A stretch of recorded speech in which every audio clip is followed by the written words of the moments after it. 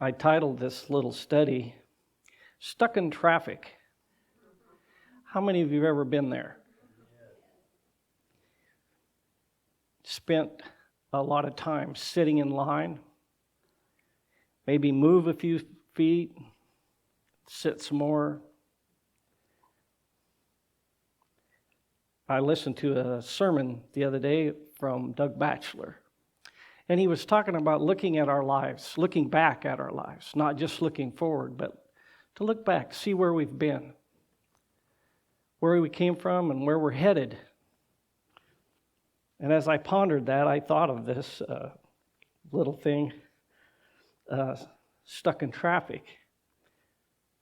Many times as we travel across country, we hit sections of road that are being redone.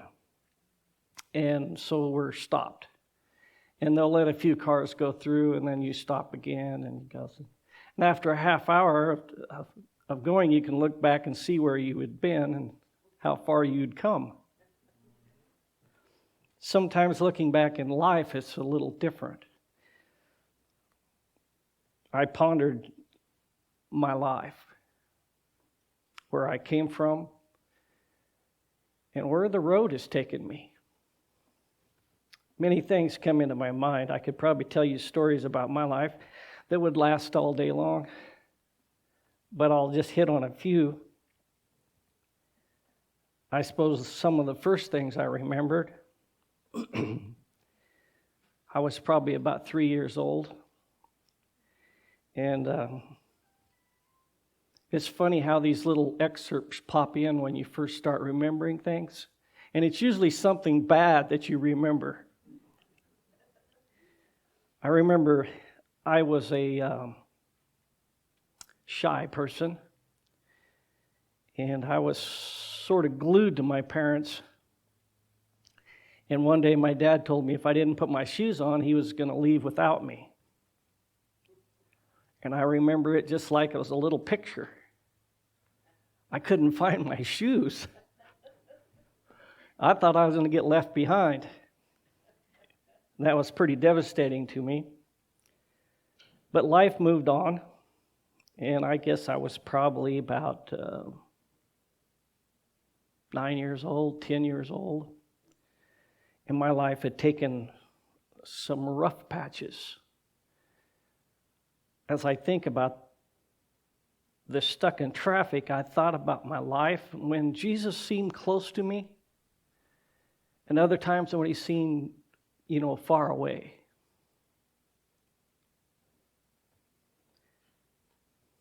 I contemplated leaving this world. Things had gotten pretty rough, and I thought I had no one to turn to.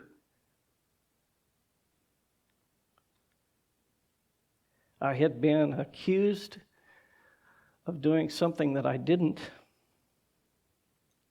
Nobody seemed to believe me.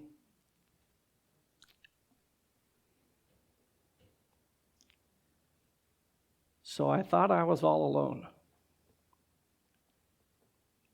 I thought, this world would be a better place without me. But when it came down to doing it, I couldn't. And then I thought of myself as a failure. I thought of myself as not being strong enough.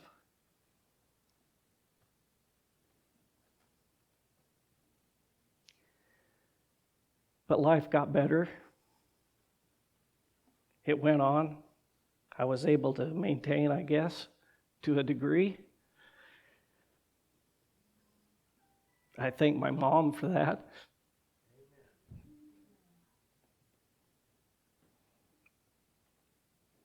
I started doing mechanic work for a neighbor, and there was satisfaction in that because I had success. I think everyone needs a measure of success. Don't underestimate what a good word can do for a child.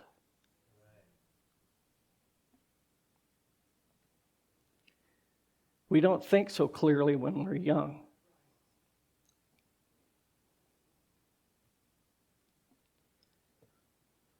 I would go to school, and when I come home, if there was a lawnmower or a tiller or something sitting alongside the driveway, I knew the neighbor man had pushed it over there for me to fix it.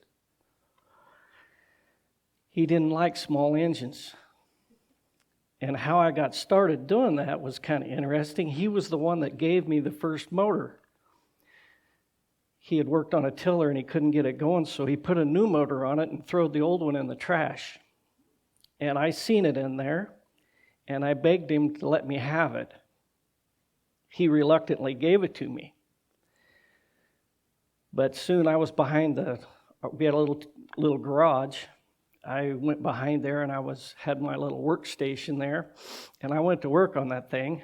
I had to build a head for it because it didn't have a head on it. But I figured out that a combustion engine only had so many moving parts, and it had to do certain things. If it had compression and it had spark and it had gas, it would run. So I went to work on it, and I had got some help from an old man that was sitting on a chair over at the neighbor's one day.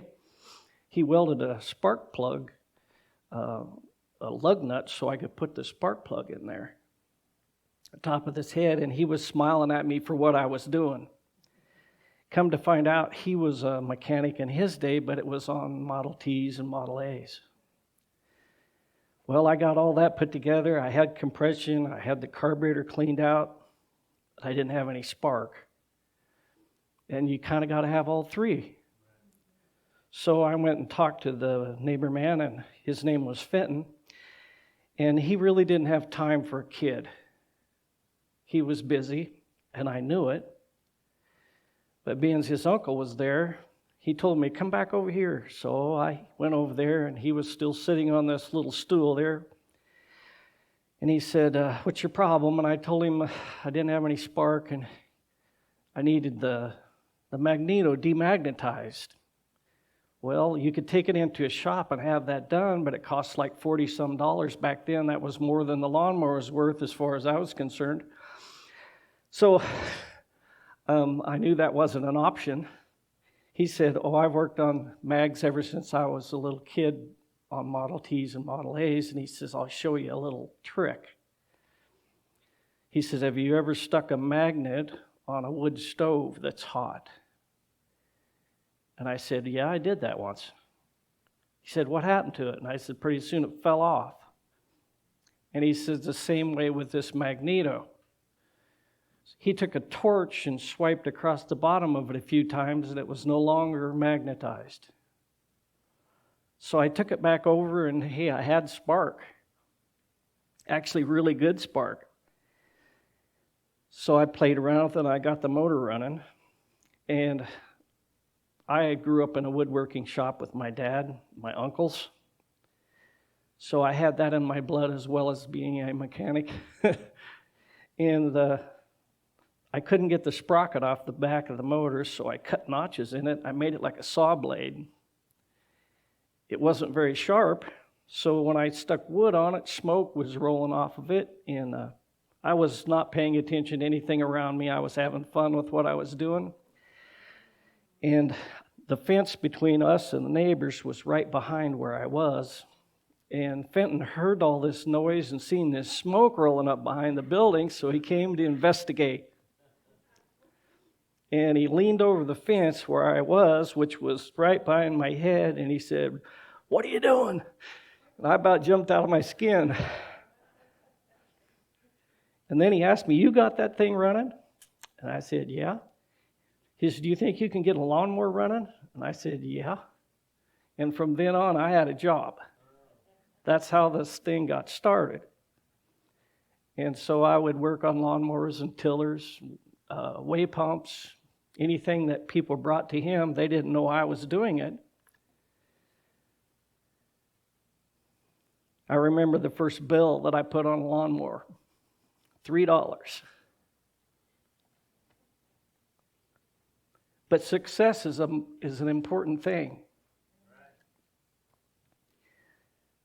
There was times in my life as I grew older, there were struggles. times when I felt like, God wasn't there. I got to the point where Sabbath was a day I did not long for. I kind of dreaded Sabbath. Too many rules, too many regulations. I slowly got further and further away. I had struggled in school. I was not a good reader. And if you can't read very well, you struggle with all kinds of things in school. I got behind. I had a teacher that did her best to keep me there. But I had another one that seen what was going on and stepped in and helped me tremendously. And I praise God for that teacher. So though I had low times, I also had high times as well. I'm guessing I was about 17. And the nominating committee decided to, middle of the year there, decided to put me in as junior room teacher. I had never done anything like that before. Never even thought about it, for that matter. The kids that were in the junior room had run 2 teachers off before me. So I knew that there was a challenge, but I didn't know how to say no. So I went the first week, and oh boy, it was quite the challenge, let me tell you. I could hardly get a word in edgewise. The other teachers ahead of me had tried to get parents to help. They had tried all kinds of things to try to control those kids, and nobody could get anything done. The parents were actually throwing their hands in the air and going, "We don't know what to do." I went home and I was somewhat discouraged about the situation, didn't know for sure what to do. So I prayed. I asked God to help me. He gave me the answers so quick that I was a little bit shocked. It was almost audible, but not quite. It just came like a flash. It wasn't what I would have done. Not even close. The worst kid in the class's name was Wayne. He was a mess. He was bitter about everything, and he ran his mouth steady, and he was quite a character.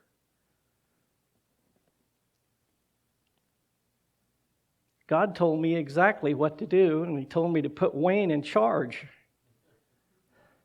And I thought, oh man, this can't work. But I asked, He answered, and I thought, I'm not in charge here. It's going to be God this time. So the next week, I set the kids down and I said, we're starting a whole new program. We're going to have some rules. And immediately they were in an uproar. That was one of the things they fought the hardest, was any kind of rule. But I said, there's going to be a reward. And when I told them that, it kind of got quiet. They wanted to know what the reward was. And I said, we're going to go to a gold mining camp that has been deserted. All the old buildings are still there. There are several mine shafts. And boy, they were interested right off. This was going to be fun. And I say, okay, here's the rules. They're pretty simple. You participate in class, you study your lesson, and you'll go. If you don't, we're going to have a demerit system. We put a blackboard up, we put their names across the top, and I said, Wayne was back there and he was grumbling about the whole thing. And I said, Wayne, you're in charge. And then everybody else grumbled. They knew Wayne better than I did. We studied our lesson for the first time. And I think there was only a couple demerits the first week. Wayne sat very quietly in his chair with his arms folded. And if somebody did something wrong, boy, he marked him down worse than I ever would have. And they knew it. So the whole thing changed, and we began to have fun together. The only way to get rid of a demerit was to memorize your memory verse, have daily lesson study, or take part in class.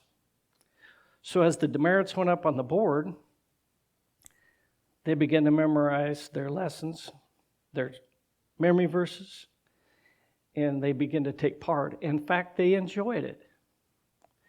And at the end of that particular year, every one of them was clear to go. None of them had a demerit on the board. I thank God over and over for the opportunity. It did me as much good as it did the kids. And in some ways, I think even more. Because at that time, I wasn't necessarily thinking about heaven or God, for that matter, until I seen the kids, and I thought about them instead of myself.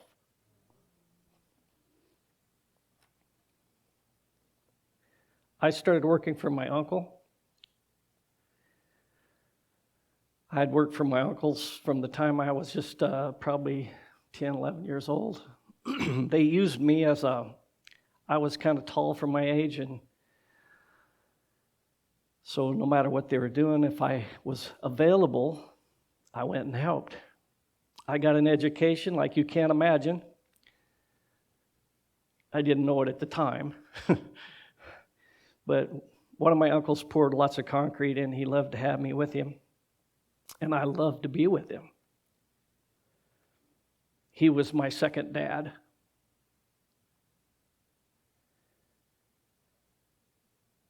Another one put in septic systems and run heavy machinery, cats and backhoes. And I would work for him when I got a chance. Another one was a framer, and he framed houses up, and I would go help him.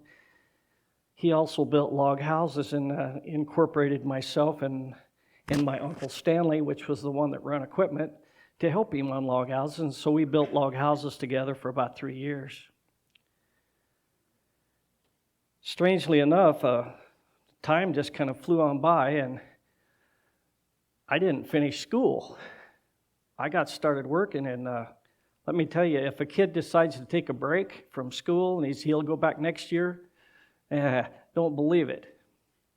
You get hung up in life, and pretty soon the thought of going back to school is not even in your head no more. You're thinking about, when you're going to buy the next vehicle and the next piece of property, and time just slips on by and it's gone, and pretty soon you think, oh man, I forgot to go back to school. And then you think, well, there's nobody there I know, and if I went, I'd be this old guy. And so I just kind of slipped out. My uncle was the one that talked me into not going the first year that I missed. We were building log houses, and I learned to scribe logs so that they would fit. And everybody else, I tried to train them, but nobody else could do it. And they had houses to build. So he offered me a huge amount of money per hour if I would take a year off school and help them get these log houses built. And at that time, a carpenter, a journeyman, was making $8 an hour, and he offered me $11. So I thought, boy, this is an opportunity. So that's when I took it. And I stayed on until we got the log houses built. Then I went on to work with my Uncle Stan with the machinery, and I worked with him for quite a few years. There was times when I felt close to God, and then there was times where I got involved with life. And, I think the devil works on us pretty hard in a lot of ways to get involved in how much money we're going to make, what I'm going to do with my life, how am I going to get ahead. I grew up in a family that was considered poor, probably because we were a large family. There was 9 of us kids, and we never suffered for clothes or food. My dad worked day and night a lot of the time. Didn't see us very much. We'd see him on the weekends, but usually by then he was really tired and sometimes a little grumpy. And as a kid, you don't notice all that stuff. It was years later that I realized what my dad had been through. It wasn't at the time. I always wondered why he was so ornery. But then as I got older, I told him one time I didn't know him. And he was mad at me. How can you not know me? After, 18 years, you ought to have known who I was. But I really didn't. Something about working side by side has a way of changing things. I got a different view. I should be dead. Many times over, I'm sure. I think my angels probably could tell me a lot of times that I didn't even know about when I should have been dead. But I know about some of them when I should have been dead. My uncle and I, as we worked together, probably the first experience that I had that was quite thrilling. We were putting in a septic system for a trailer house area. There was 15 or 20 trailer houses in this park. And their system had failed, and they wanted another one. So my uncle and I began doing that because we did a lot of septic systems for a lot of people, put driveways in, dug basements. Anyways, we was out there, and we had a ditcher, great big ditcher. It was on tracks like a cat. It would dig 2 feet wide and 6 foot deep if you wanted to. But I was digging trenches for septic, so I was digging about 2 foot deep on average, and I was put in about 1,000 feet of line. We were close to done. I think we had 4 of the main lines in, and we was getting ready for the last line. It was on a pretty steep slope below this trailer court, and at the edge of this slope was a drop-off of about 25 feet. And it was there was shale down there, and they had been coming in from the outer road and hauling that off for gravel for roads. And it was kind of like free rock because it was already crushed. And my aunt came in and parked down there with a little car that they had just bought. It's a brand new Datsun station wagon. And hollered up to us to come down and eat lunch. And I spun out of a ditch and parked the ditcher, and my uncle was running and filling lines with a backhoe with rock. And he came down, parked beside me, and told me, "Shut her down, let's go eat lunch." So I turned the key off, and instantly I took off down the mountain at a pretty fast rate. My first impression was to grab the emergency brake and pull it, which I did, and it didn't do anything. Come to find out, the cable was broke, but I figured that out later. But I was shooting right for that bluff, and right below that bluff was that car. I would have lit right on top of it. So the next thing I did is I tried to put the boom down, but it wouldn't move because the motor wasn't running. So I hit the key, and the motor started instantly. It was a diesel engine, and it started instantaneous when I hit that key, and the machine stopped instantaneous. I didn't. I went over the back of that thing, and I went down the hill. There was a railing behind me where you stood in this thing, and it caught me about right there, and I did a complete flip in the air as I flew off of that thing, and I lit back there in a cloud of dust on my hands and knees, but I didn't know where the machine had went. So I took off running off to the side because I figured if it was coming on down, I didn't want to be in the way. But I got off to the side and realized that it was still sitting right where it started. So I went back up and I turned it sideways with the heel. I stuck the boom in the ground, and then I shut it off. I learned a pretty good lesson that day. So did my uncle, for that matter. He didn't realize what was going to happen either. But I thank God. It could have been a whole lot worse if that motor hadn't started. There was no way for me to get off of that thing quick enough to keep from going over the bluff. We did a roof on a school shop building. It was probably 16 foot or 18 foot to the side of the roof, and then it went up. It was a metal building, huge metal building, a concrete floor and a lot of equipment down in there. The building was locked up. It was all steel construction, but the roof was nailed on. And they sandwiched two pieces of metal together, just thin metal, bent together, welded, and they drove the nails in between those two pieces of metal. And you couldn't pull them out. So we snipped the top of the nail off to pull the tin off. And we got the tin off the one side, and we started back at the one side. My uncle and I always did things we challenged each other. Maybe not a good idea. We wanted to see who was the fastest no matter what we were doing. Anyway, this turned out to not be such a good idea, I suppose. But so he was starting on one side, I was starting on the other side. These big old trusses were about 10 feet apart, and these little purlins that were going across were metal, spread, and they were 3 feet apart. So when you worked yourself out across there, we were driving those nails on in because we couldn't pull them. And I had a big old hammer, and I was smacking them as hard as I could, and I was going across there, and I was about halfway across, and those purlins would bow with your weight. And you're looking down, probably around 25 feet to a concrete floor or a big piece of machinery sitting down there like a table saw or a drill press. And so it's a little shaky out there.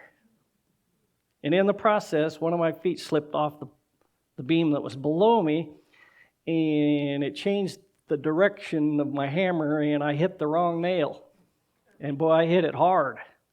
And it just went, and I started seeing black spots. And I thought for sure I was going to pass out. And I knew if I did, that there was no way I was going to stay up there. And so I began to do everything in my head to keep from passing out. I tried to force myself to stay with it, and I worked myself over to the truss.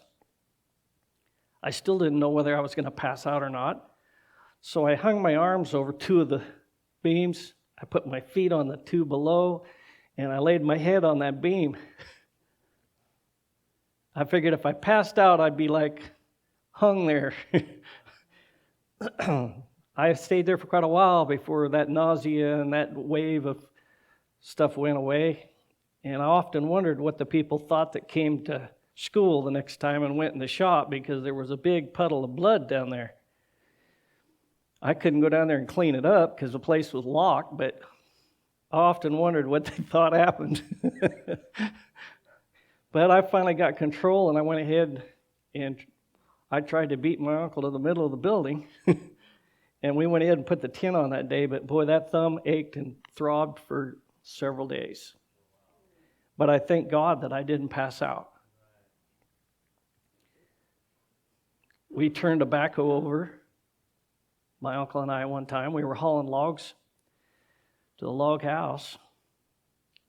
And the strange thing about log houses, people that want a log house seemed like they wanted on a hill, like on a bluff or way out in the brush somewhere. And we took on this house that was, it had a full basement, open basement on the one side with a big old bluff. The other side was real steep that come up to it. And we were setting logs. Well, the backhoe that we had didn't have brakes. I mean, we had replaced the discs, but that particular backhoe was known to not have brakes, whether you had new parts in there or not. It just didn't work. Wasn't a very good system. But we went ahead, and that's what we had, so we went ahead and put these log houses up with it, and we had a boom sticking out on the end of the bucket about 8 feet with a couple of eye holes for chains, and we set logs. That particular log house was quite a challenge. We had several little accidents there because of the steepness and the fact the old tractor didn't have brakes, and so you had to ride the clutch to hold the log up there where we were setting it. And not too smart, but when you don't have a lot of money to go buy another piece of equipment, you use what you have. We couldn't afford a crane, and that's probably what we really needed. We got my dad on that job, and he helped us some up there, put some of the last logs up on that thing.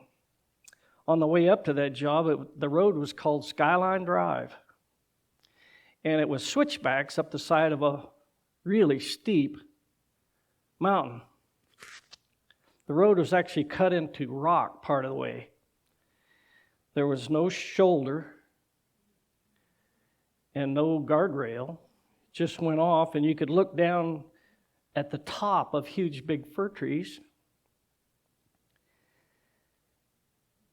And it was paved. We tried pulling the backhoe up there with the truck, and we came to this one place, and pretty soon the truck actually ran out of power. We could no longer pull the backhoe. And the brakes wouldn't hold us either there on that hill. We started sliding backwards. All the tires were sliding on the truck, and trailer brakes weren't very strong. They were there, but they just didn't do a whole lot. They were electric, and they were probably wore out from us dragging that trailer all over around the world. I jumped out of the truck, and I grabbed a tire, and I threw it underneath the back, and it went underneath the trailer 2 times and popped back out. And it started going on down the hill again. So I grabbed it, put it underneath there again. The second time it went between the duals and worked like a brake. And we stopped. Good feeling. And so I unloaded the backhoe and I drove it from there on up to the job, which was a couple of miles from that point, I guess. And we did that job. We decided when we got done, we didn't want to load that thing up and try to go down that hill. So I decided, well, I'll drive the backhoe down. My Uncle Stan took the truck and trailer and went down to the bottom of the hill, which is about 4 miles from where we were, 4.5. And he said he'd throw the ramps down and be ready for me when I got there. So I started down. When I got to that steep part, I put the old tractor in the low range hole and the low gear. I started down, and it was a beautiful sunny day. Everything seemed to be just fine. As I started down there, the motor was holding me, and I was just purring along, and all of a sudden, I hear this bang, and it popped out of gear, and I took off like a jet. The front of the tractor came off the ground about 2 feet, like that, and I started shooting down the hill. And I realized at that point, there was a sharp curve right at the bottom, and there was no railing or anything that I could use. There's a rock wall on this side of me, and I thought, I'm jumping. I'm not going to try to save this old hole because I knew it didn't have brakes. And as I was getting off of the seat and looking toward the pavement, which was going by at a pretty good rate at this time, I thought, I'm going to get skinned up. But I didn't want to die with the backhoe. And about that time, a little car came around the corner down there. A little old sports car. And I thought, oh boy, if I let this thing go, it's going to kill somebody.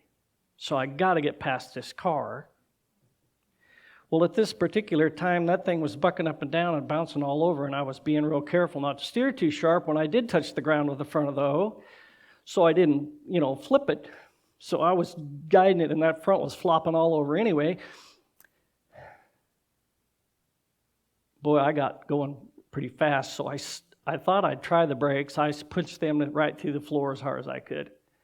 And it didn't seem to do anything. Didn't even slow me down. So I put my foot on the 2-speed and I shoved it into the higher range, and it made a terrible racket. I didn't know for sure if it had went in or not, or if I tore the transmission out, but I let the clutch out and didn't seem like much was happening. Let it out a little further, and boy, pretty soon it grabbed and it throwed the front of that backhoe down, and it popped up in the air until it drugged the hoe in the back. I would have stuck the hoe in the pavement to stop myself, except we had chained it up because the old backhoe drifted. And so I couldn't stop there. The loader would go up and down, but I knew if I put it in the pavement, I had no control where I was headed. So I decided to time it. Whenever it hit the ground and started back up, I'd let the clutch out and force it to bang back down. So I'm doing this bang, bang, and I'm going all over the road. And I was coming toward this little car, and there was a woman driving it. And she ducked right under the dash and stopped right in the middle of the road. If she had pulled over the side, she would have gave me a little more room. And I thought, oh boy. So I timed it, and I bounced, and I just barely missed that car. But then I was afraid I might go over the edge, so I had to come back. And by then I was going fast enough I didn't want to jump either. But I finally got that clutch clear out. I don't know what happened to the lady in the car, because I never looked back. I went around the corner down there fast as any backhoe I'm sure ever went around a corner. There was a kind of a slowing area there. It wasn't as steep, and a turnout where there was a water pipe that come down for people coming up with vehicles that got hot. They could pull over there and cool off and squirt water on their radiator. And I thought, if I can slow down right in there, I'll get this thing under control. I'll get in a lower gear, which I managed to do after a little bit of work. And boy, it felt good to be going slow. I turned the key back on, and the motor actually started. I thought I had blown it up. It sounded like something you can't imagine when I was letting that clutch out. Unbelievable RPM. But it ran, blew a little smoke out, and then it cleared up, and I was able to go on down the hill a lot slower than I planned on, and I kept my foot on the 2-speed the whole way down as I went through some of the steeper areas.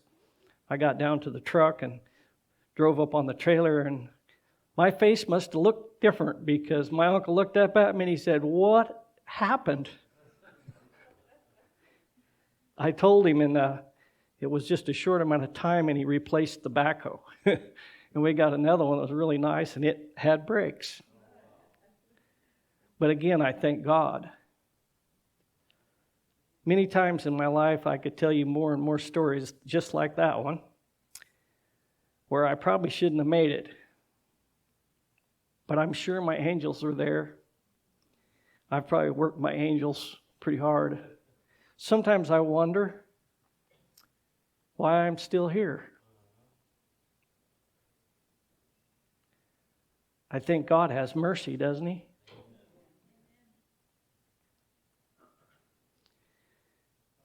I think of David in the Bible.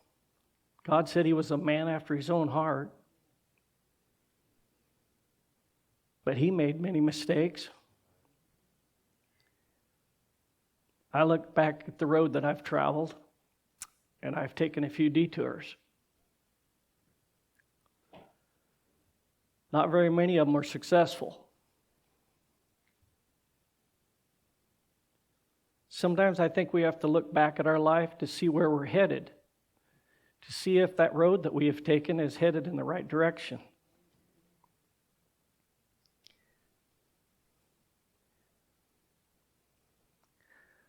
There's a little song I'd like to sing to you.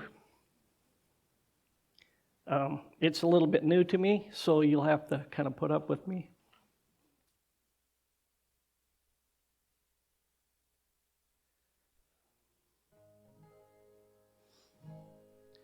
This world's full of trouble and trials, you know. Sickness and sadness from the seeds we sow. Death and sorrow wherever you go. Don't you wanna go home? The angels are waiting to take us all home, to show us around God's beautiful throne, to lead us by the beautiful river of life. Don't you want to go home?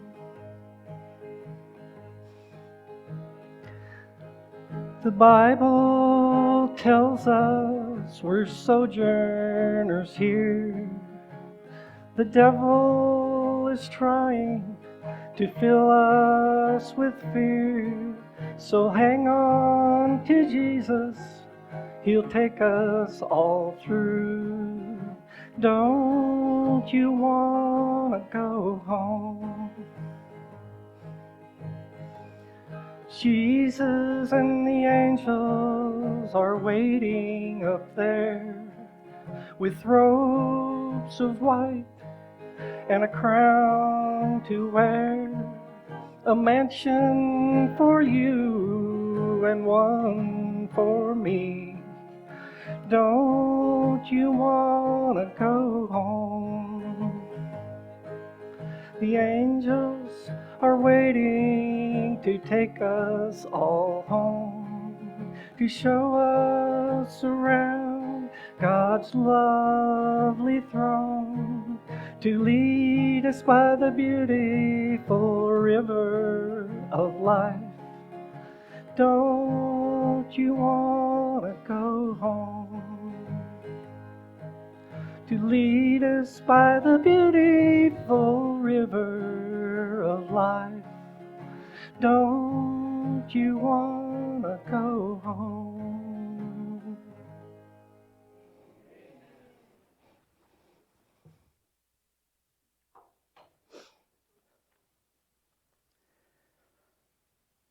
I think about Peter. I think he was a master at making mistakes. Probably a lot like me.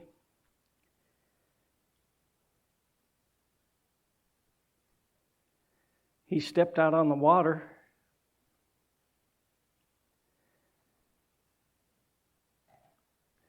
When he took his eyes off Jesus, he sank. I think this is the very thing the devil wants us to do. He wants us to look at the world around us, the problems that we see, good or bad. I don't think he cares as long as we don't have our eyes on God. It doesn't make any difference which way we look. The world has a lot of things out there that lure us, look like it's fun and it's special. So it doesn't make any difference really which side we head on, as long as we miss the mark. My dad used to tell me that when you shoot a rifle, you can be off at your sights the width of a hair, and out there you miss the mark. So there's no time, I think, that we can take our eyes off God, because He's going to keep us going in the right direction, isn't He?